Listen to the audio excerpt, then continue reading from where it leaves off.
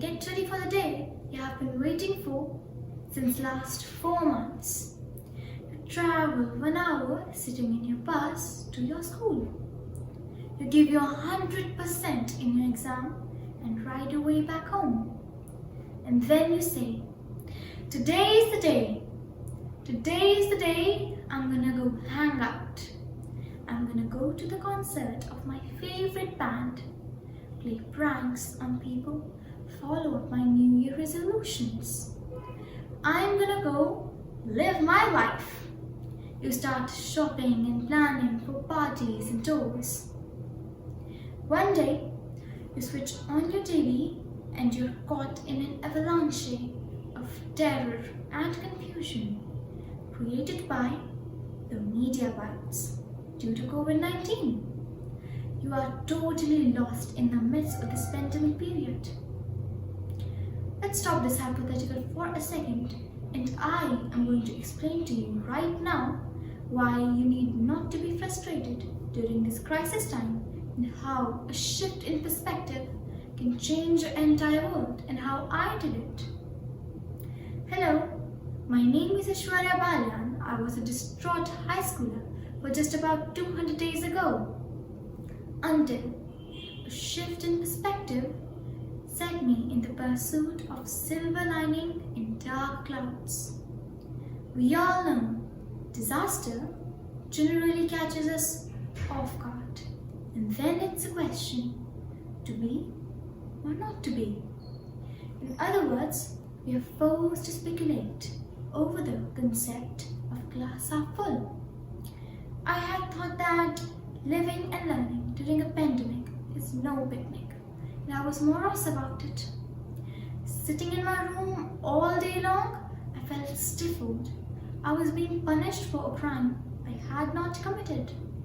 I could not go to the gym, see my friends, nor go to the school for even a single day during one of the most crucial years of my school life. Then came a concept that was remotely known, probably only in the context of distance education, online schooling. Initially, it seemed quite concocted and I was apprehensive about it. Students played pranks, pretended to be there while they were not.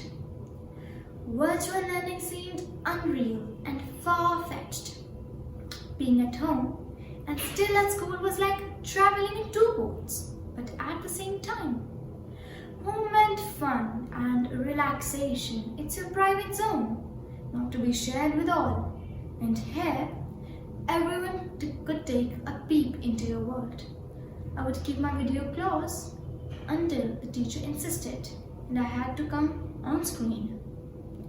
Being cut off and marooned on an island, literally I slowly started interacting and participating in the class discussions.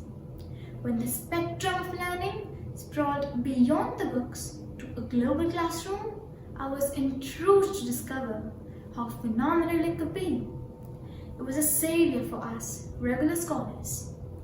Not only was the learning and assessment online, even the celebrations of special ceremonies, workshops, webinars, inter-school events, hitherto were experienced stereotypically, were being conducted in its virtual incarnation, creating a sensation with the response they received.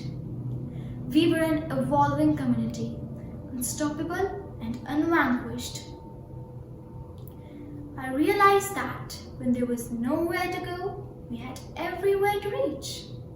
Learning was not just continuous, but it was deeper and more intense, demanding self-study, project submissions, research and reference, opening an ocean of knowledge to be explored by all, which otherwise was left untouched by me, a lazy student accustomed to rote learning and ready answers.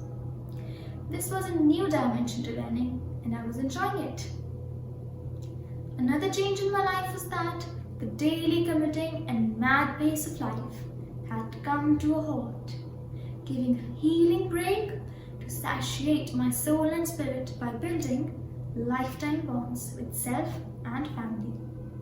At a time When cases were shooting and most of the places had been turned into containment zones, socializing was a taboo, and it was more emotional than a physical constraint for most of my age. I longed to get together with my mates and to bond with them.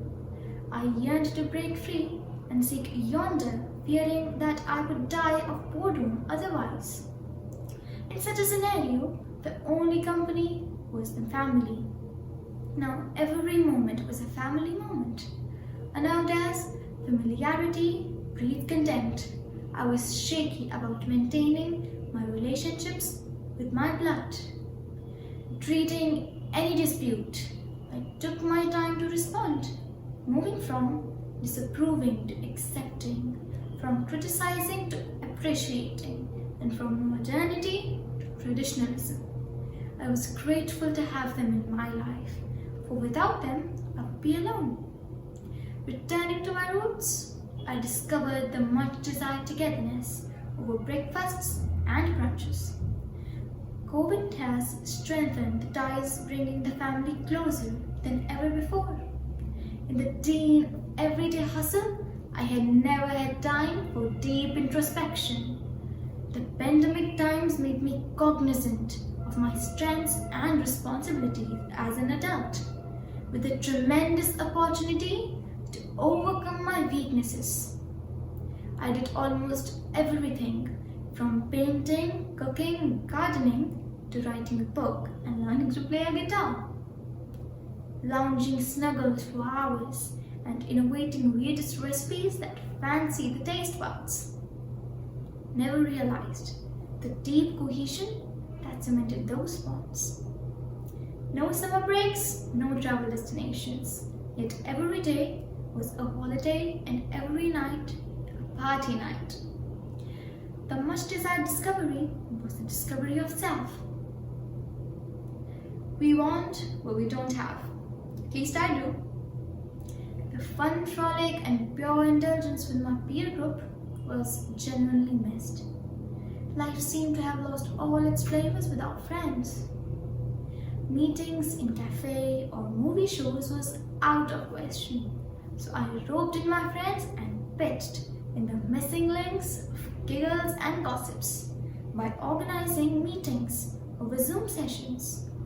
We gushed and crackled our hearts out in theme parties and discussions, which had soon become a rage.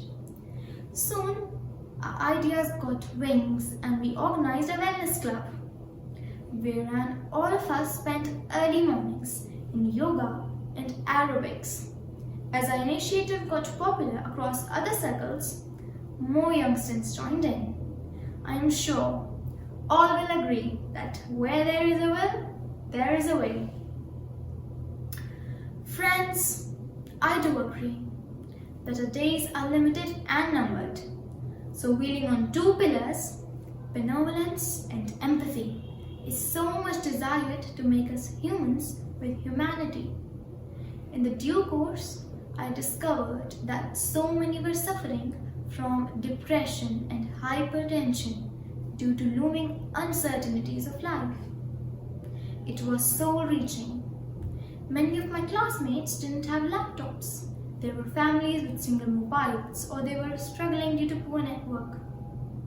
A few were stuck in no salary, no fee conditions. Education.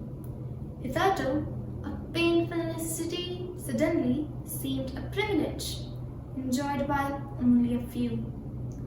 That prompted me to look over avenues to spread positivity.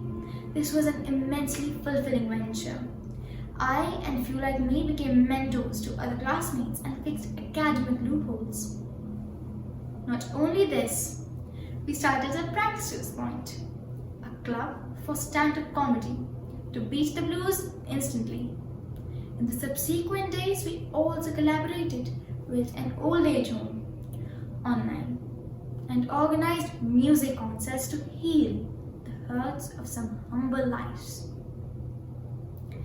In the retrospect of our reckless decimation of resources, it's time to atone with a sustainable lifestyle. These lines of William Wordsworth ring in my ears. to her fair works, to the nature link, to her human soul that through me ran, and much it grieved my heart to think what man has made of man.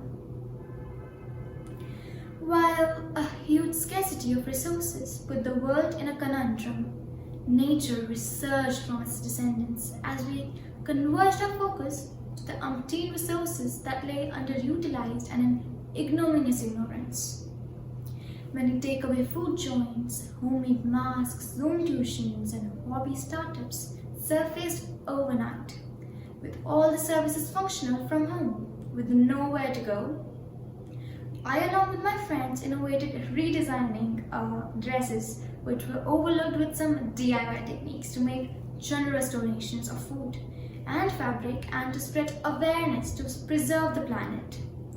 We earned so many blessings while spreading the sunshine and joy on many fallen faces. In short, the pandemic has taught us adaptability and minimalism. The much hyped but less in the golden rule of recycle, reuse, and recover. Today, months after lockdown, I reminisce the glorious and enchanting visuals of nature, free-spirited wildlife strolling on bare roads, magnificent azure sky, fresh and fragrant air, admiring the new year species of migrant birds. View of rainbow followed by a drizzle, even in the Indian summers known for their sizzling heat. Needless to mention that this admirable sight was plausible only because the incessant near catastrophic human activities had been visibly suspended. The pandemic is still not over. The conditions across the world are still no better. But I am not the same person anymore. From sulking in loneliness to loving my solitude, for all the precious moments it has given me. To know myself and the closest in my orbit is what I can't be thankful enough. Indulging ponderingly over the karmic connections of men and matter in umpteen hours has made me wiser and more fulfilled than a couple of months ago. And more so, there's an eclectic addition in the ambit of my goals than merely perfecting myself. To work in a wider world which needs many an idealist like me to make it a better place to live in.